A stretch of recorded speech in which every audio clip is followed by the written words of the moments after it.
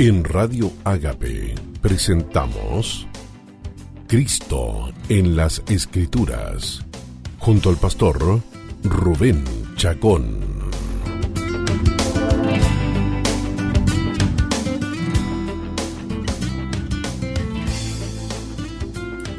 Hola, hola, hola, ¿qué tal amigos y amigas? Bienvenidos a su programa Cristo en las Escrituras. Soy tu hermano en Cristo, Rubén Chacón Villarroel, para llevar a cabo en el día de hoy nuestro programa número 46, donde una vez más estaremos dando lectura a las Sagradas Escrituras y las comentaremos para encontrar en ellas, en sus páginas inspiradas, la belleza, la gloriosa persona y obra de nuestro Señor Jesucristo. Queremos en el día de hoy, tanto para nuestra oración cantada como para nuestro momento de alabanza, invitar a Ingrid Rosario, nuestra hermana en Cristo estadounidense, nacida en Nueva York, para que nos comparta sus canciones. Hemos seleccionado 2 canciones. La primera de ellas, titulada Digno y Santo, para que nos unamos a su canción, a la letra de su canción, a su melodía, a su inspiración. Nos unamos para decir juntos, en el Espíritu, a nuestro Señor Jesucristo y a nuestro Padre Celestial, decirle digno y santo. Porque nuestro Padre es digno, porque nuestro Señor Jesucristo es santo. Comencemos el programa de hoy declarando, adorando, confesando en el poder del Espíritu Santo, digno y santo. Vamos adelante entonces con esta alabanza, con esta adoración cantada. Ingrid Rosario, digno y santo.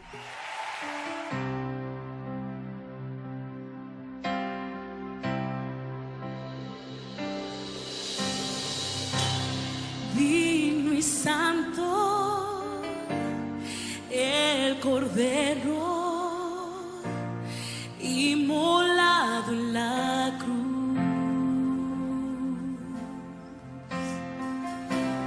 Nuevo canto levantaremos, alguien en su trono está. Digno y santo el Cordero, inmolado en la cruz. Oh, nuevo canto levantaremos, al que en su trono está. Santo, santo, Dios todopoderoso, quien fue, quien es y quien vendrá. La creación te canta, Hosana, gran yo soy. Tú eres mi todo.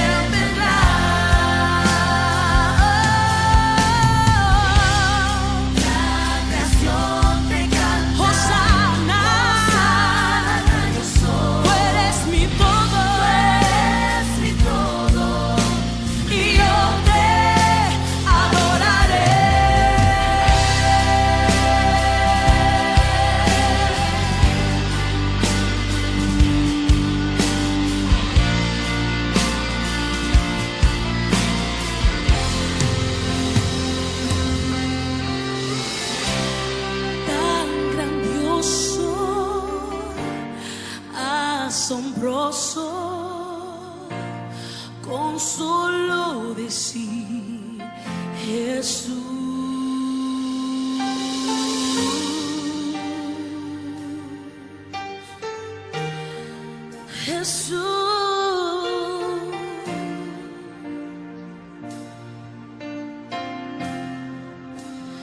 Oh, Jesús,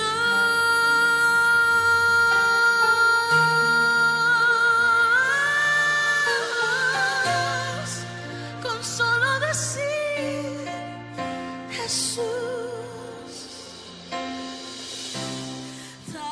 Bien, amigos, ya estamos de regreso después de esta oración cantada, donde hemos adorado y alabado a nuestro Dios Todopoderoso,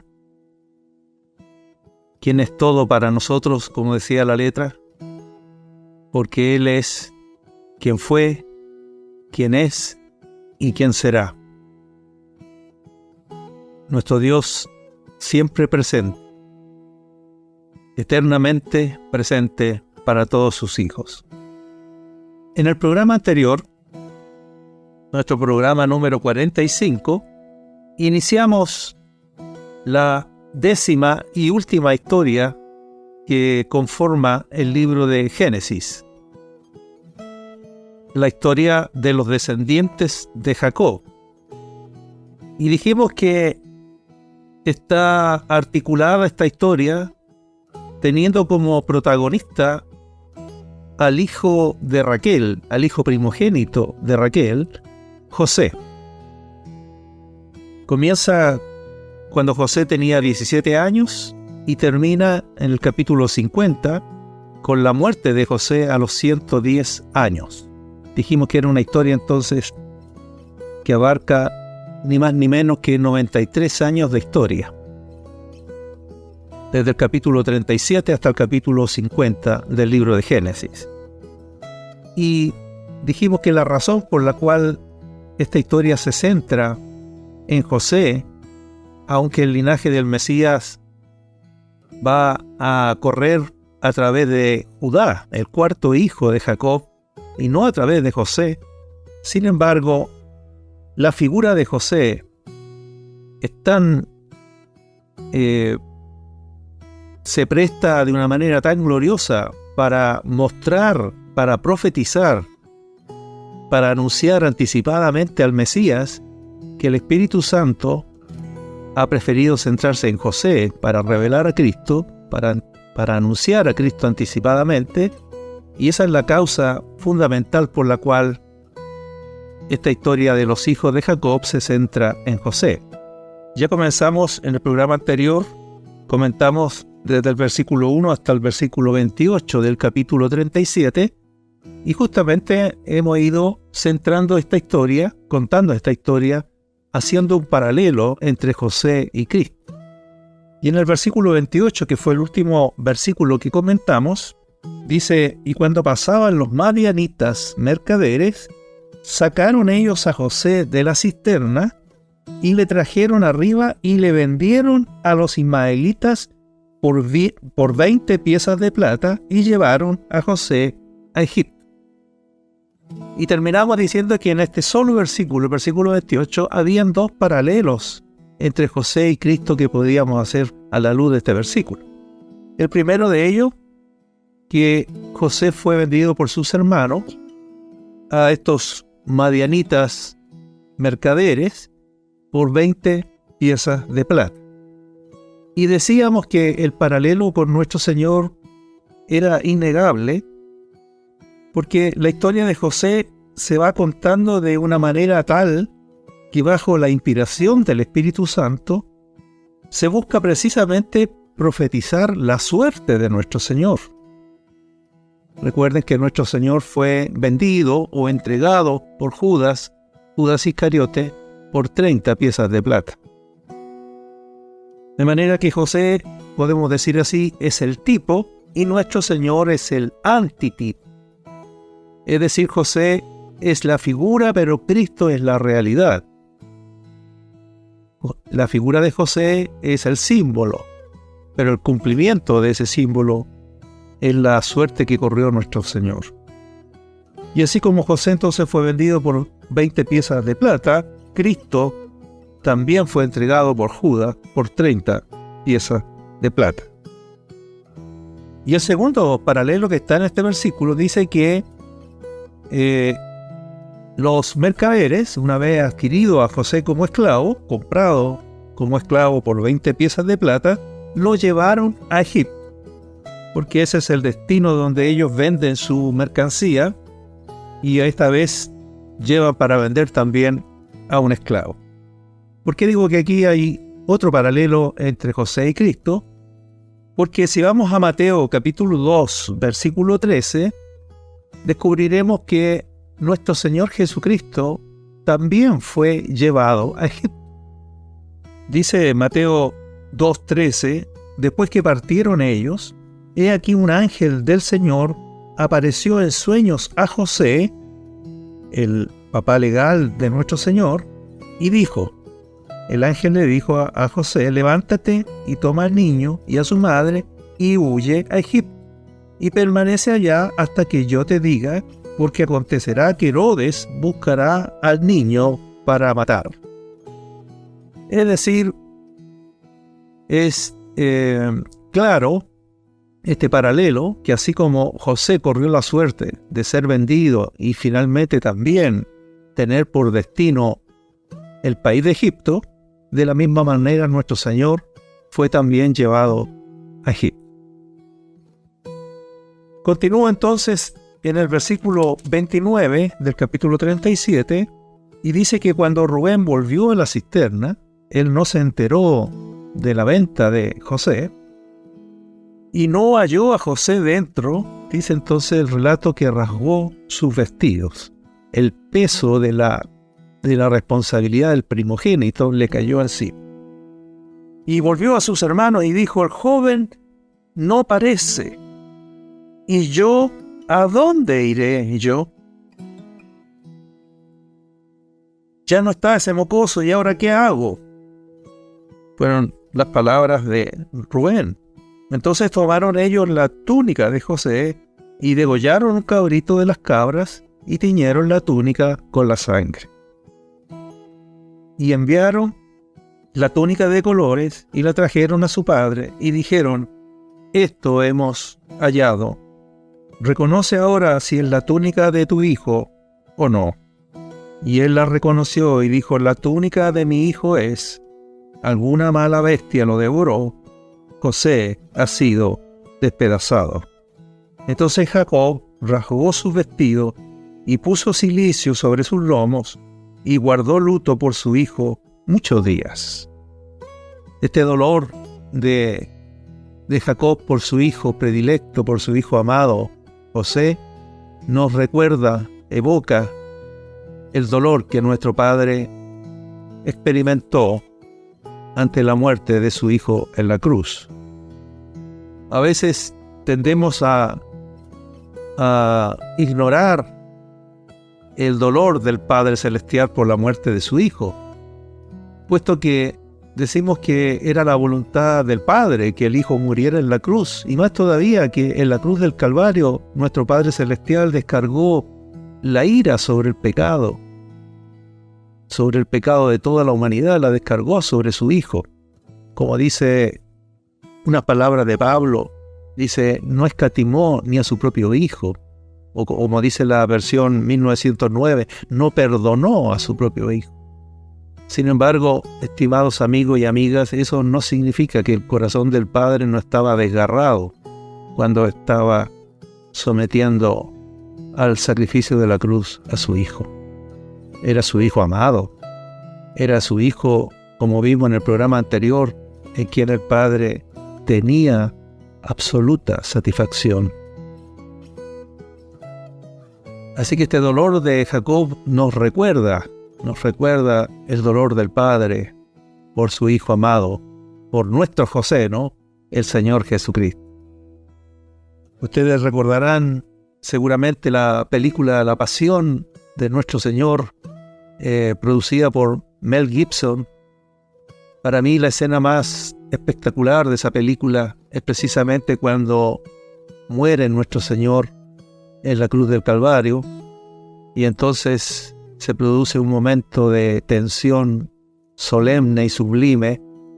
El cielo entero se conmueve y entonces cae una gota en la película, una gota del cielo, que yo la interpreto como una lágrima del Padre. Así que no es, o es necesario que tengamos conciencia de esto, tal como estamos leyendo en la historia de José, el dolor de su padre, que supo en ese momento, creyó que su hijo estaba muerto. Entonces dice el versículo 35, y se levantaron todos sus hijos y todas sus hijas para consolarlo. Mas él no quiso recibir consuelo, y dijo: descenderé enlutado a mi hijo hasta el Seol. O como dice la nueva versión internacional, dice, no se dejaba consolar, sino que decía: no, guardaré luto hasta que descienda al sepulcro para reunirme con mi hijo. Así Jacob siguió llorando la muerte de José. Y los madianitas, una vez llegado a Egipto con José, lo vendieron a Potifar, oficial de Faraón, capitán de la guardia. Allí está el final entonces del capítulo 37, con José vendido por sus hermanos por 20 piezas de plata, y José teniendo como destino el país de Egipto, donde finalmente allí fue vuelto a vender por los ismaelitas, por los madianitas mercaderes, y esta vez fue vendido como esclavo a un oficial de Faraón llamado Potifar. Muy bien, pasamos al capítulo 38 y encontramos que se suspende la historia de los hijos de Jacob a través de José. Deja de ser José el hilo conductor de la historia, porque el capítulo 38 va a centrarse en Judá, que es lo que inicialmente esperábamos, porque el linaje del Mesías corre a través de Judá y no de José. La historia de José se va a tomar nuevamente en el capítulo 39, así que el capítulo 38 es casi una especie de paréntesis, donde antes de continuar con la historia de José, se hace un intermedio, un paréntesis, para decir algunas cosas acerca de Judá. Y entonces lo que uno esperaría es que esta historia, este paréntesis del capítulo 38, tuviera que decir cosas bonitas acerca de Judá, puesto que Dios en su soberanía y gracia ha determinado que el Mesías descienda a través de Judá y no a través de Rubén, como ya comentamos, ni a través del digno, recto y honorable José. Y precisamente la historia de Judá es una historia oscura. Lo que vamos a ver aquí de Judá no es una conducta digna de ser imitada, es una mala conducta. Se nos muestra acá que Judá no tiene ningún mérito para haber sido elegido como parte del linaje del Mesías. Y eso lo hace muy interesante, porque va a contrastar de manera tan grande la conducta de Judá si la comparamos con la conducta del recto José. Dice el 38 que aconteció en aquel tiempo que Judá se apartó de sus hermanos y se fue a un varón adulamita que se llamaba Hira. Es decir, él se separa de sus hermanos y se va a vivir con un cananeo, se va a vivir con los cananeos, lo cual resulta altamente contraproducente, altamente inconveniente, porque cada vez que nos apartamos de los hermanos para hacernos amigos, para convivir con la gente que no es del pueblo de Dios, los resultados probablemente van a ser no deseados. De hecho, dice que vio allí Judá la hija de un hombre cananeo, el cual se llamaba Súa, y se casó con la hija de Súa y tuvo relaciones sexuales con ella. O sea, no solo se fue a convivir con los cananeos, sino que tomó por esposa una mujer cananea, agravando aún todavía más la situación. Y ella concibió y le dio a luz un hijo y llamó su nombre Er. Er.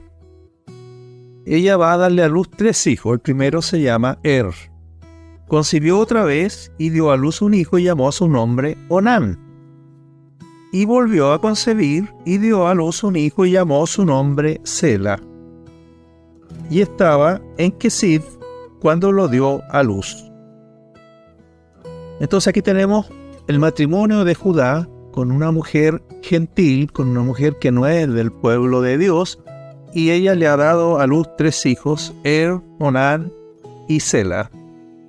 Después Judá, dice el versículo 6, tomó mujer para su primogénito Er, la cual se llamaba Tamar.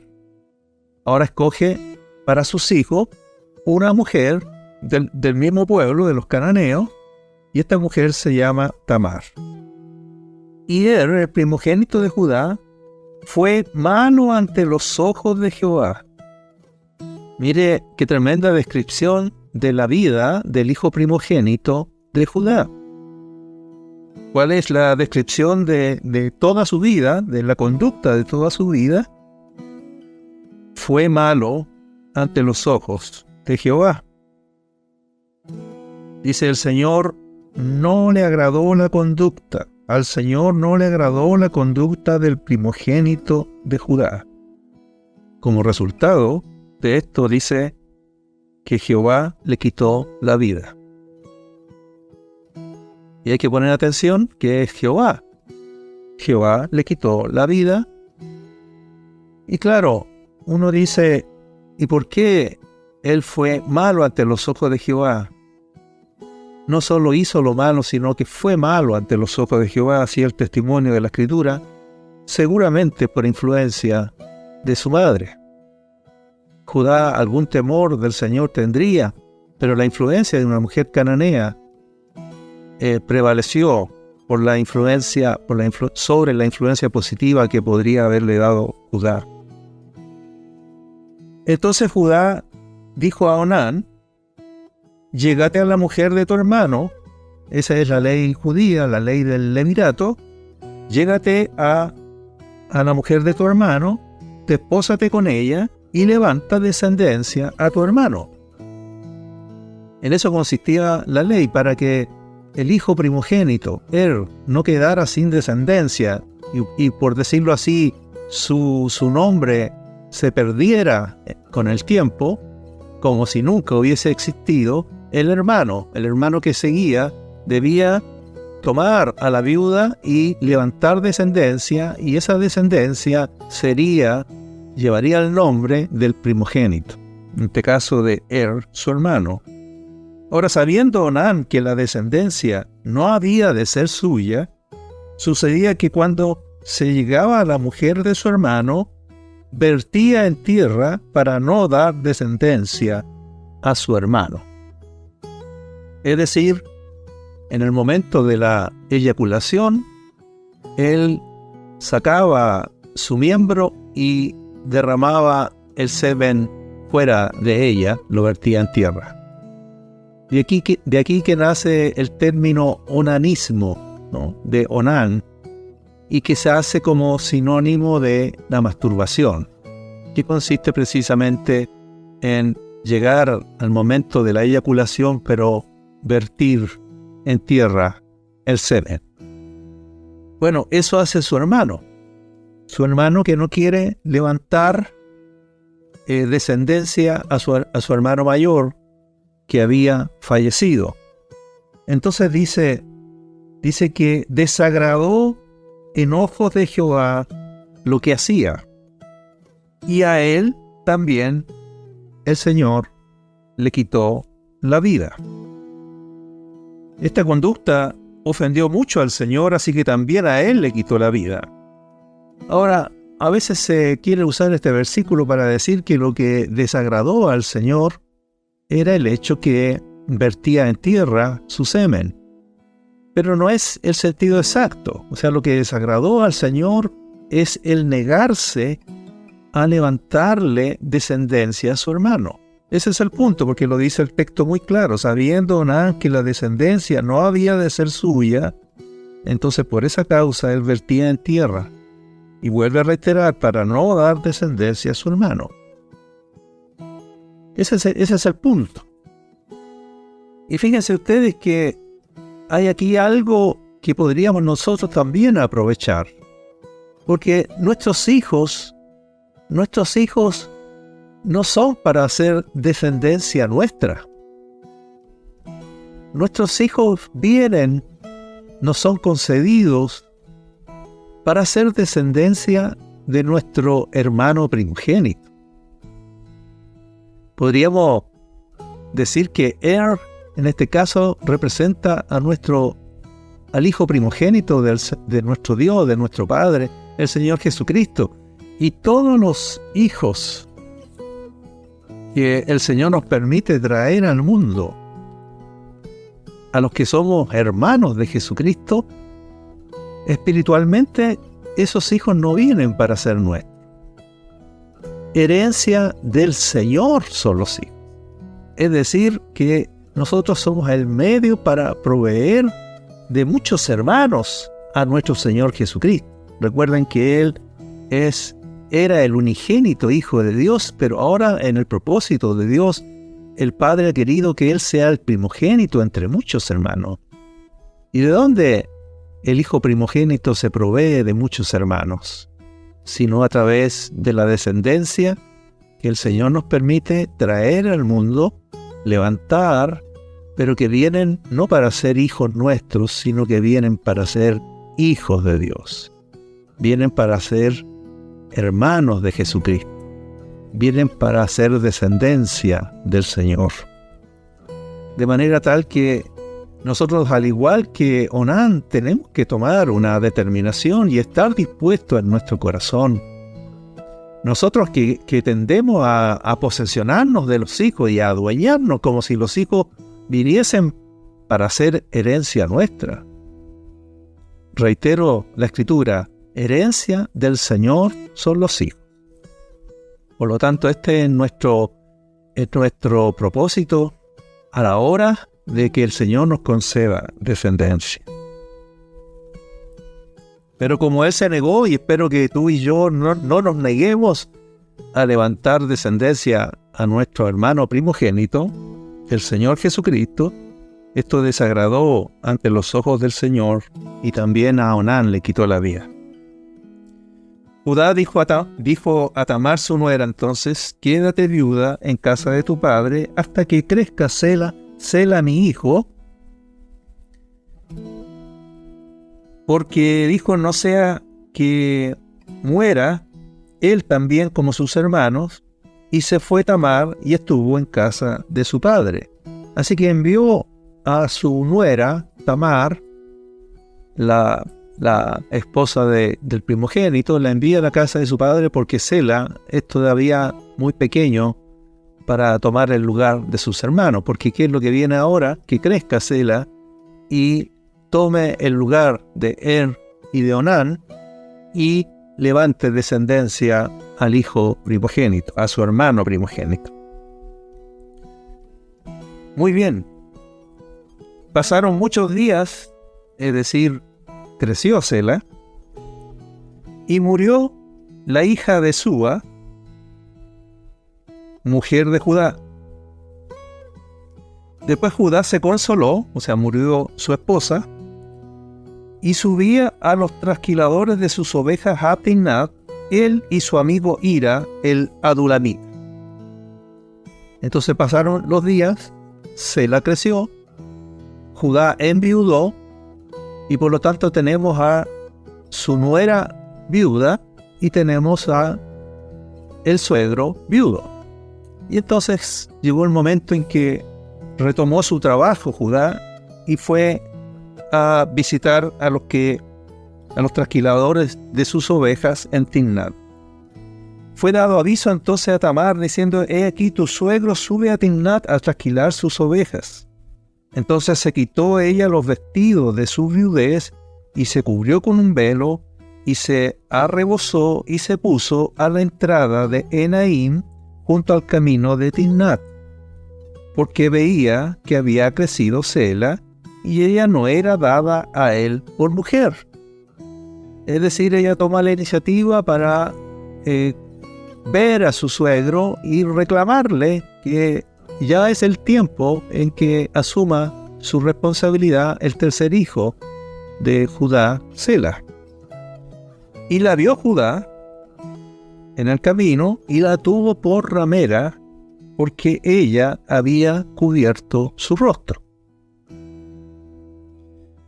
La NBI dice: cuando Judá la vio con el rostro cubierto, la tomó por una prostituta. No sabiendo que era su nuera, se acercó a la orilla del camino y le dijo: deja que me acueste contigo. Entonces Tamar, su nuera, le pregunta: ¿qué me das si te digo que sí? Le preguntó ella. Te mandaré uno de los cabritos de mi rebaño, respondió Judá. Está bien, respondió ella, pero déjame algo en garantía hasta que me lo mandes.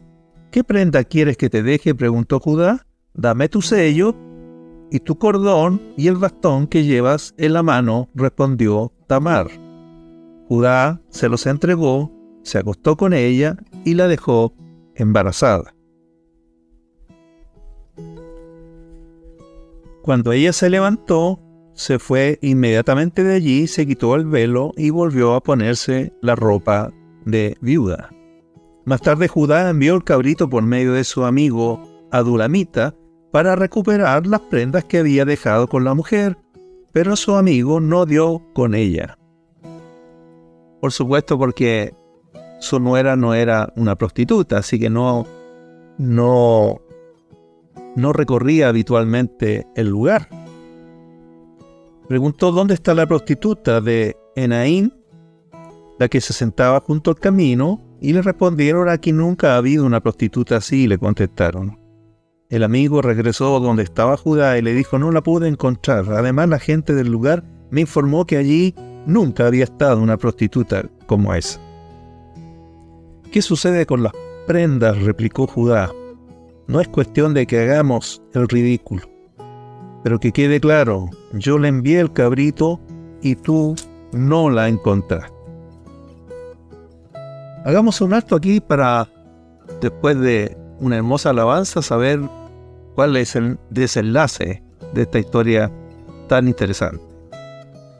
Vamos a escuchar nuevamente a nuestra hermana Ingrid Rosario, estadounidense, hermana en Cristo, cantante cristiana, cantando una canción muy hermosa que nos llena de júbilo, que nos llena de gozo y de inspiración para ir adelante, pues se titula En el nombre de Jesús.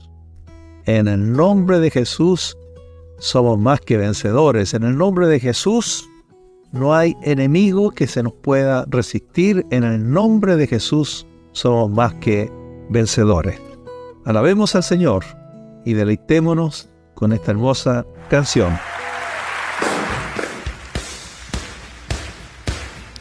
Queremos hacer esta declaración esta tarde. Él es el que pelea nuestra batalla. Por eso podemos declarar que somos más que vencedores. Canten así conmigo, vamos.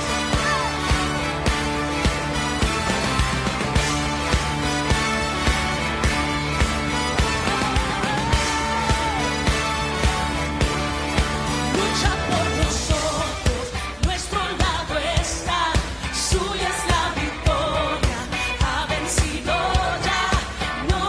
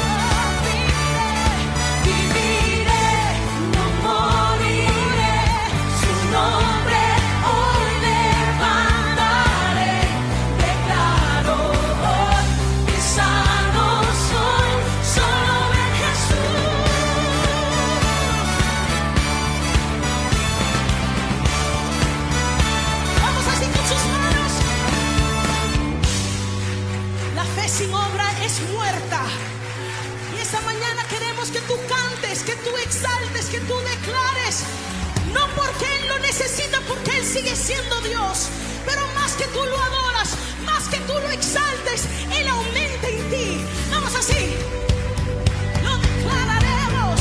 Oh Cristo, tú eres grande, tú eres fiel, tú eres fuerte.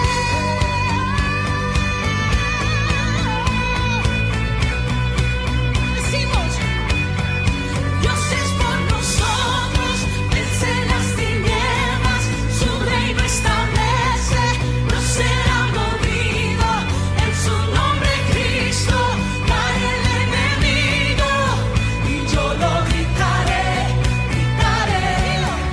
Dios es por nosotros, vence las tinieblas, su reino establece, no será movido, en tu nombre Cristo cae el enemigo, y yo lo gritaré, gritaré.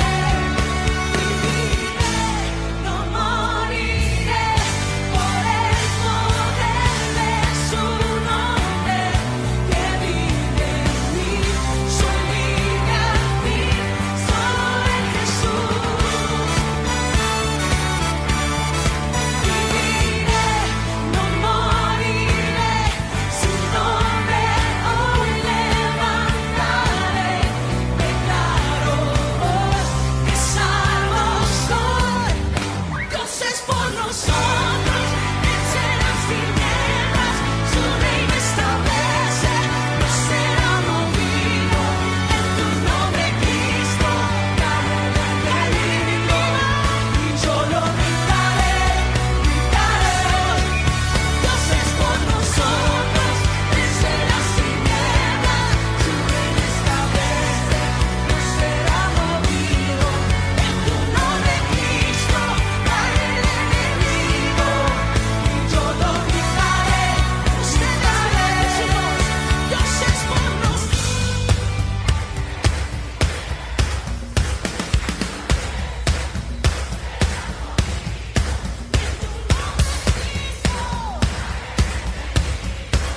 Y yo lo gritaré, gritaré.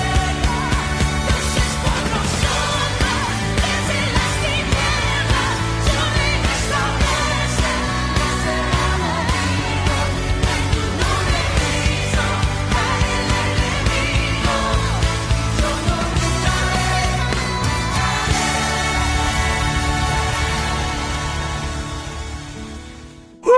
Aleluya, en tu nombre Cristo cae el enemigo. Gloria al Señor.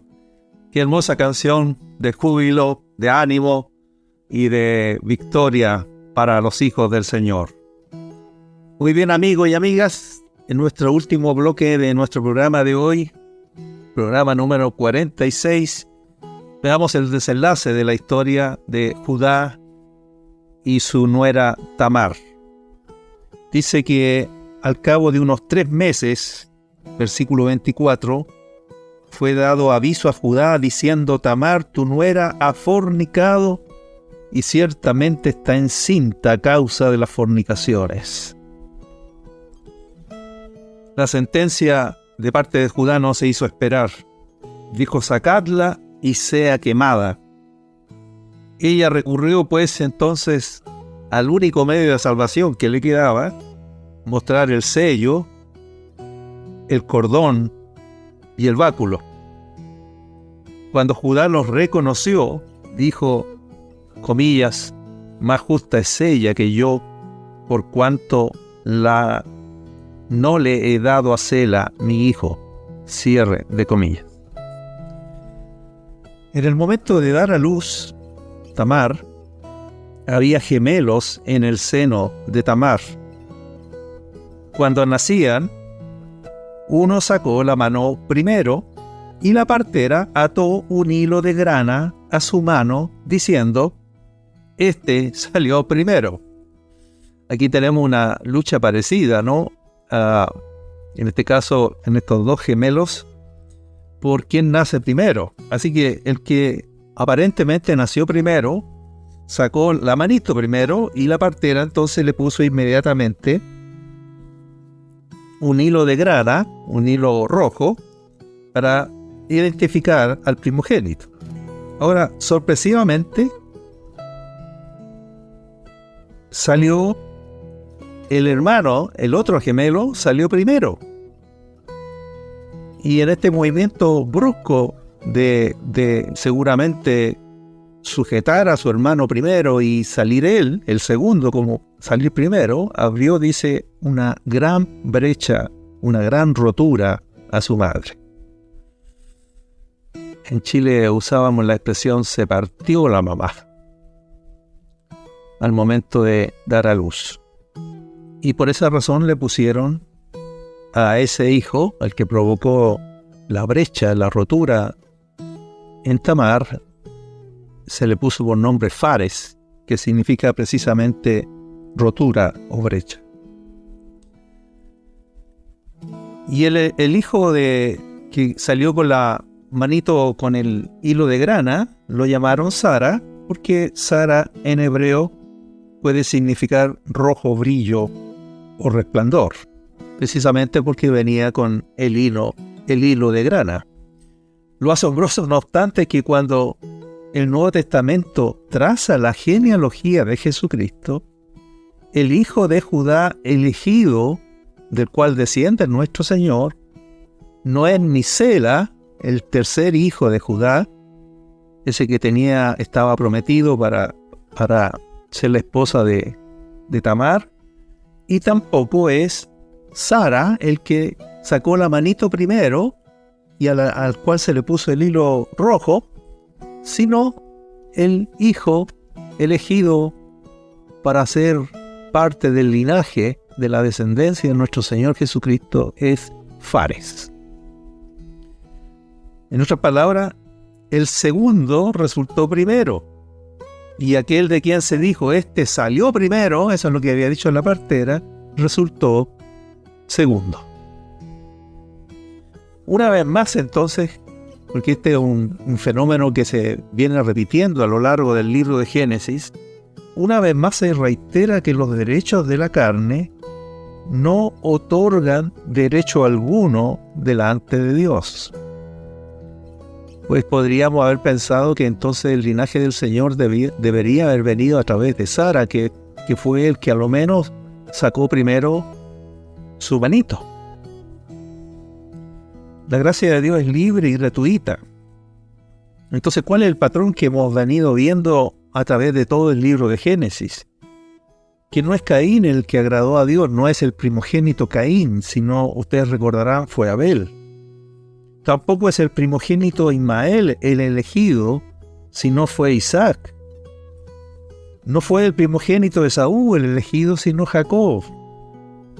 Ahora en los hijos de Jacob no fue Rubén, sino Judá, el cuarto hijo. Y ahora no es Sara el que se le identificó como el que había salido primero, sino es Fares. Definitivamente aquí hay un patrón divino que algo nos quiere comunicar. ¿Qué es? Que los méritos de la carne no constituyen mérito delante de Dios. De lo contrario, Dios no sería libre en su gracia. Y lo peor de todo, si la carne constituyera mérito, la mayoría de nosotros quedaría excluido. Como dijera Pablo escribiendo a los Corintios en su primera carta, mirad, hermanos, vuestra vocación, que no sois muchos sabios según la carne, ni muchos poderosos, ni muchos nobles. Es decir, los redimidos no son redimidos, no son elegidos, no pertenecen al pueblo de Dios porque son sabios según la carne, o porque son poderosos según la carne, o porque son nobles según la carne. Si Dios hubiese elegido a los que tenían derecho y méritos en la carne, el mensaje que Dios nos habría dejado es que sin los méritos de la carne, nadie puede ser aceptado por Dios. Pero cuando Dios elige a los que no tienen derecho en la carne, ni tienen méritos legales, quiere decir entonces que todos tenemos esperanza. Porque Dios no está obligado con nadie, puede estar abierto a cualquiera. Porque su gracia es libre, es gratuita y es soberana. De los ejemplos de Abel, Isaac, Jacob, Judá y ahora Fares, podemos aprender, sin embargo, no solo que Dios elige y llama según su libre y soberana gracia, sino también cuáles son las características de aquellos elegidos de Dios. Ya vimos que no elige a los primogénitos, sino elige a los que no son primogénitos, a los secundones. En el caso de Abel, ¿qué aprendemos? Porque no fue Caín el que agradó a Dios, fue Abel. Aprendemos que el libro de Génesis da testimonio que Abel agradó a Dios, no así el primogénito Caín. La pregunta, no obstante, es ¿cómo agradó Abel a Dios? Como vimos en su oportunidad, el escritor a los hebreos nos dice que por la fe Abel ofreció a Dios más excelente sacrificio que Caín. Fue gracias a su fe que Abel agradó a Dios. Por lo tanto, los elegidos de Dios no agradan a Dios por sus obras, sino por su fe. Esta es la primera característica que nos deja el escogido Abel. Y de Isaac, ¿qué podemos aprender? Este hijo de Abraham fue una obra de Dios de principio a fin. Isaac fue el resultado de la promesa de Dios, de la fidelidad de Dios, a pesar de Sarai y Abraham. Fue resultado de la visitación de Dios y del poder de Dios. Nunca hubo espacio para la carne y para su intromisión. Isaac fue una obra exclusiva de Dios. Ismael, por el contrario, el que no fue elegido para ser parte del linaje del Mesías, es fruto de la carne de Sarai y Abraham. Ismael es fruto del esfuerzo y de la estrategia de ellos. Por lo tanto, una segunda característica de los elegidos de Dios es que son elegidos de Dios por obra única y exclusiva de Dios. No solo ningún mérito de la carne tienen, sino que tampoco son el resultado de ningún esfuerzo de la carne. Su llamamiento solo se explica por Dios. Ismael era mérito de Abraham, no de Dios. Isaac, en cambio, era mérito de Dios, no de Abraham. ¿Qué podemos aprender de Jacob, otro elegido? Para que el propósito de Dios conforme a la elección permaneciese firme, Jacob no fue elegido por sus obras. Por ello fue elegido antes de nacer, cuando no había hecho aún ni bien ni mal. Los elegidos permanecen en pie los elegidos permanecen en pie no por obra, sino por la fidelidad del que los llamó. Solamente así el llamamiento es firme y seguro. Si dependiese de nuestra conducta, viviríamos a sobresaltos y nunca estaríamos seguros. ¿Y qué podemos decir de Judá? Miremos lo que dice Primera de Crónicas con respecto a Judá. Texto que ya leímos en nuestros programas anteriores. Porque Rubén era primogénito, mas como violó el lecho de su padre, sus derechos de primogenitura fueron dados a los hijos de José, hijo de Israel, y no fue contado Rubén por primogénito. Bien que Judá llegó a ser el mayor de sus hermanos y el príncipe de ellos. Hagamos la pregunta entonces, ¿cómo fue elegido Judá? No era el primogénito en el plano natural, ni tampoco lo fue en el plano espiritual, sin embargo llegó a ser el mayor de todos. Parece razonable que Rubén haya sido desechado por su pecado y que José haya heredado la doble porción del primogénito, por cuanto, a excepción de nuestro Señor Jesucristo, José es quizá el hombre más íntegro de toda la Biblia. Pero ¿y Judá? ¿Qué mérito tiene? Si Dios hubiese mirado sus pecados, ¿no hubiese sido desechado también? Ya hemos visto el testimonio del capítulo 38. Si Dios hubiese mirado sus pecados, habría sido desechado. ¿Y acaso tenía más méritos que José? Por supuesto que no. ¿Por qué entonces no fue José el elegido de Dios para traer al Mesías al mundo? Hasta aquí dos cosas están claras.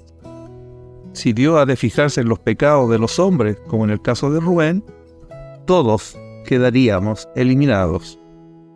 No solo Rubén, también Abel, Isaac, Jacob y el mismo Judá, que al parecer le gustaba meterse con rameras. La segunda cosa clara es que Dios tampoco se deja impresionar por la excelente conducta de alguien, ni siquiera por la del mejor, como es el caso de José. No, Dios no eligió a José, sino a Judá. ¿Por qué? Quizás la única razón que podamos esgrimir, y que por supuesto no es ninguna razón que justifique la elección de Judá, es el hecho siguiente. Lea, la madre de Judá, siendo la esposa legítima de Jacob, era menospreciada por su marido, porque la mujer amada de él era Raquel. Jacob, en lugar de vivir con su esposa primera, vivía con su segunda esposa en la tienda de al lado. El relato dice entonces que Jehová vio que Lea era menospreciada y le dio hijos. Luego, cuando llegó su segundo hijo Simeón, la historia dice que Lea dijo: por cuanto oyó Jehová que yo era menospreciada. Nuestro Dios no solo mira, también oye. Cuando llegó su tercer hijo, Lea se llenó de esperanza y le puso por nombre Unidad, ¿no?, a su hijo Leví, porque dijo: ahora esta vez se unirá mi marido conmigo. Como esto tampoco conmovió el corazón de Jacob, ni siquiera la llegada del cuarto hijo, Judá, Dios entonces escogió a este último a fin de hacer equilibrio entre los suyos. Pablo dice que Dios hace así para que haya equilibrio en su cuerpo, dando más abundante honor al que le faltaba, para que no haya división en el cuerpo, para que no haya desunión. El Mesías vino entonces por medio del cuarto hijo de la menospreciada, pero no por mérito de persona alguna, sino simplemente porque Dios quiere armonía en su cuerpo.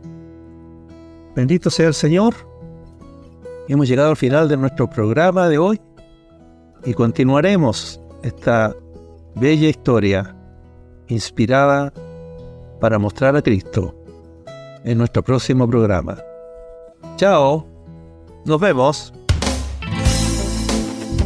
En Radio Ágape hemos presentado Cristo en las Escrituras, junto al pastor Rubén Chacón.